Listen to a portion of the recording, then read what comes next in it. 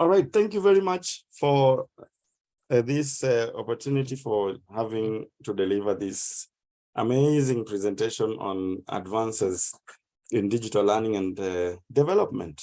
My name is Bakr Al-Dosari, and I will take you through the major advances that have taken place together with the other issues that have to do with today's presentation. First of all, let me just introduce you to the concept of digital learning and development. So digital learning and development have undergone significant advances in recent years. These advances have been driven by the increase in availability of technology and the growing demand for flexible and accessible education. So the major advances that I am going to talk about here first, we can see there, there's personalized learning. So personalized learning here, we mean that the people can now be able to learn and their needs can be able to be met based on their preferences. With the help of artificial intelligence and even machine learning, learners have been able to focus on their strengths and weaknesses, and they're able to even work at their own pace and within their own space. Micro-learning. Micro-learning means now learning has been reduced and it is bite-sized. It is modular. It is flexible than it was before. So with the rise of micro-learning, there have been short, focused modules of content that can be accessed on demand, which makes it easier for any person learning to fit into their busy schedules. Third one is gamification. Now, gamification means that now education or learning is very interesting. It's game-like, so there's elements that are game-like, such as points, badges, leaderboards. They have been used to bring in an engaging and interactive experience, which motivates learners and creates a more immersive learning experience. So there is the issue of virtual reality and augmented reality, that is VR and AR technology. They have opened up possibilities for immersive digital learning, and learners can explore virtual environments and interact with various things such as 3D objects in a way that we can't remember if that was possible before. And finally, another advance is collaborative learning. So right now, digital learning platforms have facilitated collaborative learning, and this has allowed learners to work together on projects. They're able to share knowledge and insights. So this means that digital learning has fostered a sense of community and created a more engaging and interactive learning experience. All right, so let's go to the first item. We are talking about systems that are used to deliver online learning. And the first one, I will just go straight to the first one. The first one here is Zoom. Now, Zoom is a very, very popular video conferencing platform that has allowed users to host and even to participate in online meetings and webinars and other virtual events. So it has a wide range of features, which has made it very popular for online learning activities. And some of the key features, I think I have put the key features there. We can talk about screen sharing. Right now I'm sharing my screen. And actually another very, very important feature of this tool is that I'm able to, maybe I can be able to show you what it can do. I'm able to even use a pointer. I can be able to highlight on my screen. I can be able to draw on my screen. So it's a very, very interesting tool to use while trying to present to a group of learners or something. So screen sharing is one very, very important thing. And it is making it easier to present slides, you can present documents. You can even present visual aids, videos and all. The next thing is breakout rooms. Okay, I might not be able to show breakout rooms right now, but then breakout rooms have been used when you are breaking the or dividing the session into smaller groups, and you're able to put participants into different groups so that they can be able to perform different activities within the same session. You can then later bring them back to the main session. Another thing is the chat function. We are able to chat, you're able to write messages that you intend to pass to the facilitator, or messages that you want to have all people see. So you can be able to have everybody see your message, or just direct it straight to the facilitator. Recording, another feature. So you can record a session on Zoom, and you can even later view it, or you can share it. A very good example is this session. This session is not live. This session was created and recorded on Zoom and now has been shared for viewing. A final feature is polling. Polling is a very important feature in Zoom. It allows the host to create polls, gather feedback, maybe collect information from participants in real time. The next tool which I would want to talk about is Google Meet. Now, Google Meet is another very, very popular tool or platform that is being used today to deliver online learning. It is just a video conferencing tool, just like Zoom, and it operates within the Google Workspaces. Now, its design is mainly for easy collaboration and communication, and this has really made it a popular choice for online learning activities. Let me show you some of the key features of Google Meet. The features are so identical to those that are enabled within Zoom. The only thing that is not there are the live captions. I'm not really sure if, okay, the live captions can be seen by those who are on the other side. I think this makes it easier for people who have, who do not have the ability to hear. They can be able to read through as the presentation unfolds.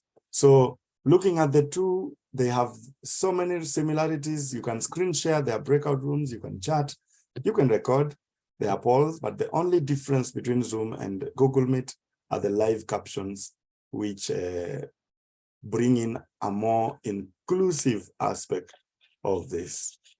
Now, next, I want to go to the next one, comparing online learning versus face-to-face learning.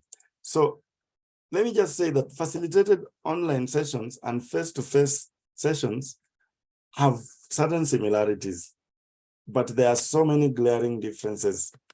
So talking about the three most important things that we can use to differentiate the two include: one, the facilitator. Now, in a facilitated session, the facilitator uses technology to communicate and interact with learners. It can be a challenge if the facilitator is not familiar with them. So this means facilitators need to be comfortable with the technology and must have good technical skills to ensure this session runs smoothly. I don't know if I have that, but I think I'm trying. They also need to be able to create a comfortable and engaging virtual environment, which then encourages participation and collaboration. Another thing is the issue of, for the face-to-face session, the facilitator, I think because of the physical presence, have control over the environment, and they can use so many nonverbal cues. They can use their facial expression, the body language can communicate a lot. They can walk around, interact with learners directly, which I think, in my view, gives a more effective interaction, different from the online interactions. However, face-to-face distractions can be a pain in the physical environment because there could be noise, there could be disruptions. So that is the major difference or the major disadvantage of face-to-face with regard to the facilitator. Now, learners, In a facilitated online session, the learners have so many advantages. One, they are able to participate from wherever they are, as long as they have an internet connection. They can be able to use chat features, they can communicate and ask questions, which is really helpful for learners who may feel more comfortable typing than speaking in a group. However, there could be challenges, because if someone experiences technical difficulties, then they will have trouble staying engaged in the virtual environment, which might be unconducive for them. But in a face-to-face session, learners can benefit from the physical presence of the facilitator and maybe the other learners. So they can build relationships with their peers, they can feel more comfortable as they connect with the material that is within the physical space. But a disadvantage for the learner, they may feel intimidated or uncomfortable in a group setting, and that means they will be distracted from the physical environment. Another one, we are looking at the administrators. Now, those who administer, the administrators of learning, online learning and face-to-face learning. First, for online learning, the administrators save a lot of money because they do not have to provide physical materials. They do not have to rent a physical space. So they are even able to track participation and engagement using these digital tools, because right now you can see who is online, who is participating. If you are running a poll, you'll be able to see all the responses from the participants. However, there is a disadvantage, because you may need to invest in technology and provide training that ensures facilitators and learners are comfortable with the platform.